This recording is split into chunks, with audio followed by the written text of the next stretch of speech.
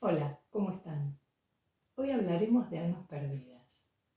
Cómo interfieren en nuestras vidas, en nuestra psique, en nuestros pensamientos, en nuestras emociones, en nuestros comportamientos.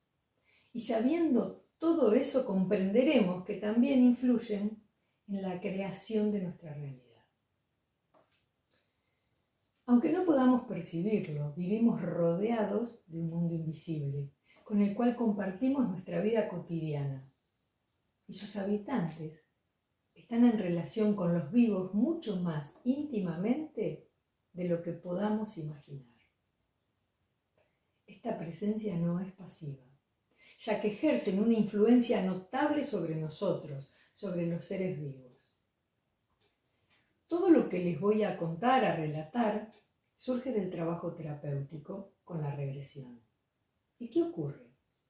Es que a veces, cuando una persona está en regresión, en un estado expandido de conciencia, tiene la capacidad de entrar en contacto con almas desencarnadas. Y por consecuencia, nosotros, los terapeutas, podemos contactarnos y hablar con ellas. Es difícil aceptar que las almas perdidas existen y que pueden provocar síntomas y manifestaciones clínicas en una persona viva. Pero lo que tengo que saber como terapeuta es que con relativa frecuencia el síntoma que presenta el paciente no pertenece al paciente. El paciente puede venir a la consulta con un problema, ya sea un síntoma, ya sea una conducta, ya sea un comportamiento determinado. Y yo tengo que saber que el problema que el paciente trae a la consulta puede ser provocado por el accionar de un alma perdida. Y empecemos por el principio. ¿Qué es un alma perdida? ¿A qué le llamamos alma perdida? Partiremos de la premisa de que somos un alma que utiliza diferentes cuerpos para vivir determinadas experiencias. En ese cuerpo físico pasamos un tiempo. ¿Qué tiempo? Y eso depende de lo que hemos decidido experimentar en esta encarnación. Eso depende de nuestro plan de vida. Pero en algún momento ese cuerpo físico se muere y es el momento de marchar. Lo ideal sería que cuando estemos viviendo ese proceso de la muerte, seamos conscientes de ello. Es decir, la muerte ideal es una muerte consciente, cuando nos damos cuenta de lo que está pasando, cuando nos damos cuenta de que nos estamos quedando sin el vehículo que para nosotros es imprescindible para poder interactuar en esta encarnación. Lo ideal sería que esa alma desencarnada fuera directamente al encuentro con la luz a la que pertenece, a la luz de la que venimos todos, al encuentro con Dios, como quieran llamarlo. Pero ¿qué pasa? Dejar el cuerpo y regresar a la luz implica todo un proceso. Y en el transcurso de ese proceso es posible que el alma se extravíe, que el alma extravíe el camino o que se resista a regresar a su fuente de origen, convirtiéndose así en lo que denominamos un alma perdida. Muchas veces en el momento de la muerte no se tiene conciencia de que el cuerpo se murió. Y si además no conocemos el proceso del alma en ese momento, si el pasaje a la luz no se realiza correctamente, por el motivo que sea, siempre hay un motivo, porque no queremos separarnos de este plano, de los afectos, de los apegos que tenemos, ahí nos convertimos en almas perdidas. Almas perdidas del camino que tenían que recorrer de vuelta a la luz. Sí. Y como almas perdidas, podemos estar mucho tiempo aquí. ¿Y qué hacemos? Nos adherimos al campo vibratorio de seres encarnados. Y ahí podemos hacer muchas cosas. Ahí podemos influir en el pensamiento y en la voluntad de esos seres a los que acabamos de parasitar, porque somos parásitos. No hemos querido hacer el camino que tendríamos que haber hecho y nos quedamos aquí. Claro que siempre hay un motivo. Siempre que encontramos un alma perdida, tiene un motivo para quedarse. ¿Y cuáles son las razones por las que esto puede suceder? Y por ejemplo, una muerte repentina. No somos conscientes de que nos morimos, imagínense. Estamos de viaje, en un auto, en un tren, en un avión y ocurre un accidente. Y de repente estamos muertos. O por un asesinato, o por un infarto, o cualquier muerte repentina que se les pueda ocurrir. Nuestro cuerpo se muere y nuestra conciencia no lo registra porque fue demasiado imprevisto, demasiado rápido. ¿Y qué pasa? Es que el alma sigue viva. Nosotros como alma nos sentimos vivos. ¿Por qué vamos a pensar que nos morimos? Si al principio el cuerpo etérico tiene la misma forma que el cuerpo físico. Estamos confundidos. Vemos la escena desde afuera y no entendemos. Lo mismo sucede cuando estamos inconscientes antes de morir. Por ejemplo, en una cirugía con anestesia general, en una sobredosis de droga por congelamiento, alcoholizados, etcétera, etcétera. A ello le llamamos obnubilación de la conciencia. No somos conscientes de que el cuerpo se muere. Otro punto importante es no querer partir.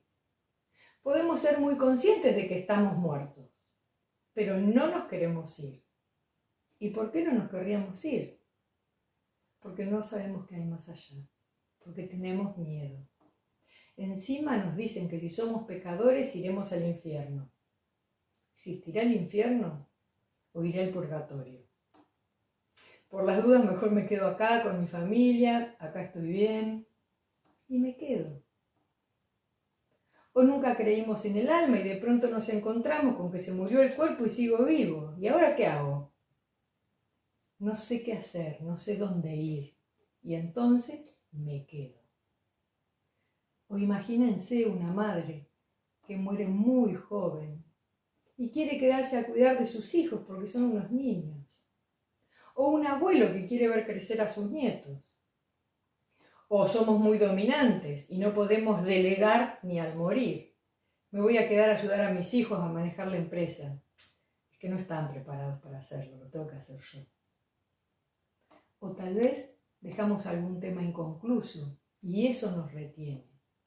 O nos faltó pedir perdón, o perdonar, o un deseo grande de venganza. O nos llevamos un secreto que se debería saber.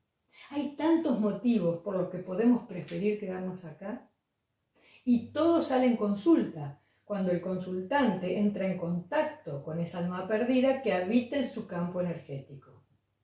Y esa alma habla y nos cuenta lo que le pasó.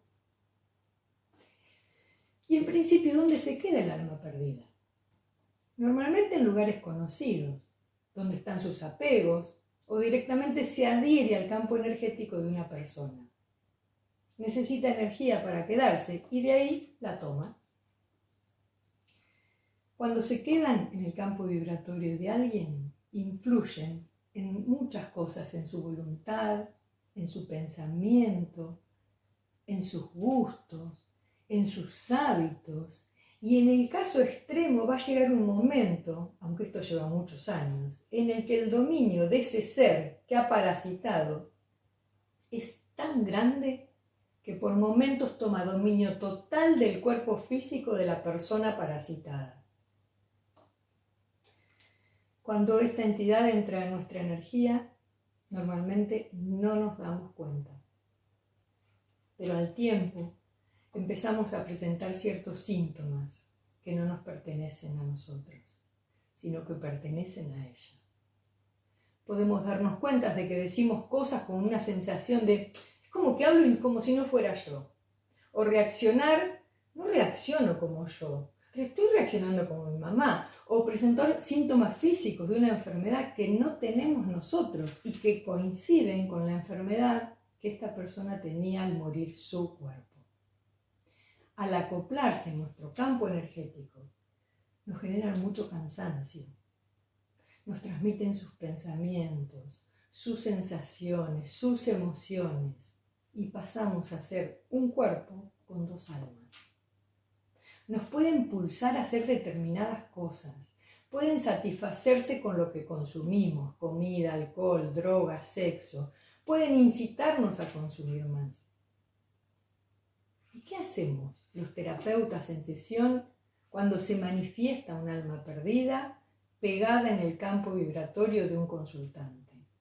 Simplemente hablamos con ella, a través del paciente. Ya hemos dicho que antes de que esta capacidad de estar en estado expandido de conciencia, al paciente le permite poder contactar con almas que ya han hecho el tránsito.